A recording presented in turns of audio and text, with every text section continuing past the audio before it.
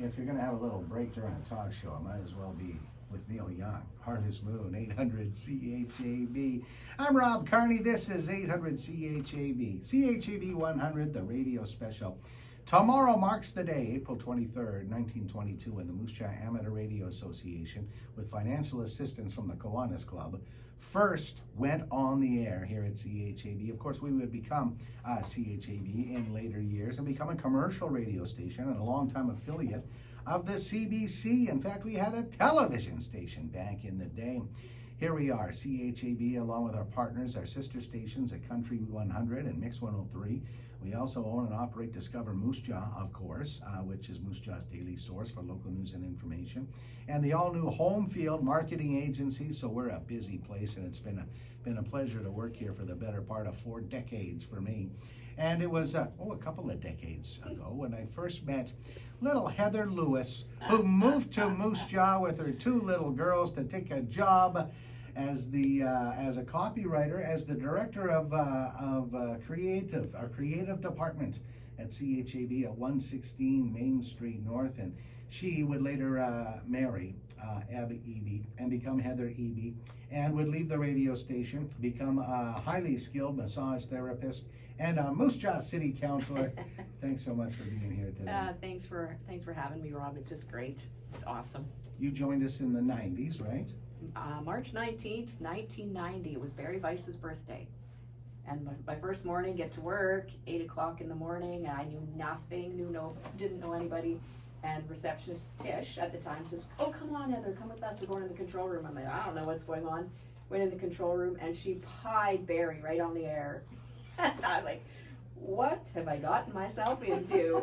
Anyway, so I've never forgotten Barry's birthday or my first day in radio, or really that was my very first day living in Moose Jaw, so it was great. 1990. The radio station wasn't even 70 yet.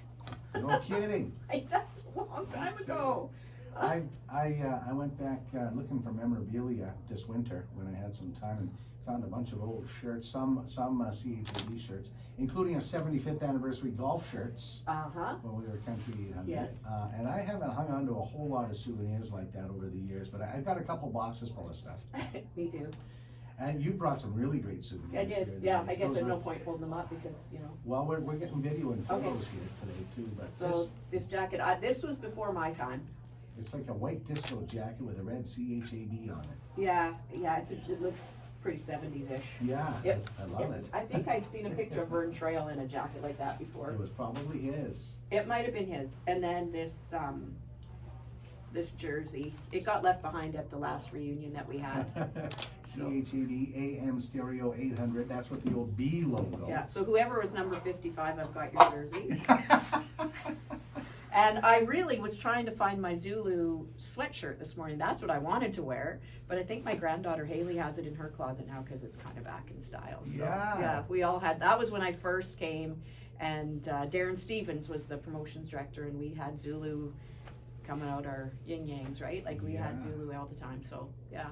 I wore that sweatshirt every weekend. Oh, me too. Yeah, I loved it. Me too. Loved got it. the old CHAB AM radio stereo jacket on. It's all red, white, and blue, which were our station colors. That logo only lasted a couple of years. And remember, we had those big bees, like that bee, but we had the huge stuffed bees. I gave them to my kids one year for Christmas, but that was not a good idea because then you have to live with the darn thing for 25 years. Yeah, there's still a couple of those bees kicking around. I gave mine away to a very special listener who still treasures her bee. Yeah, to this I'm day. sure there's a few of them around for sure. But yeah, my friend Lori in Regina got her bee. I think it was her 16th birthday. I gave her that bee, and she still got it. Yeah. And that's from a long, long time ago. In fact, she just emailed me today, so we've stayed in touch. Awesome. Yeah, and it's great. We haven't. I mean, I stay in touch with a number of people we used to work with and reminisce about the good old days. We had a really special, tight crew back in the 90s, didn't we? We did, and it was magic.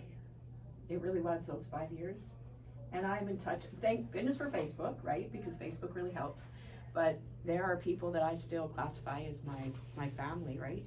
And as you said, I moved here with my 2 little girls, and Moose Jaw might as well have been Hong Kong for me because I didn't know Moose Jaw at all, even though I was only from, an hour and a half away. But Moose Jaw was not in my territory. And everybody at the radio station became my family.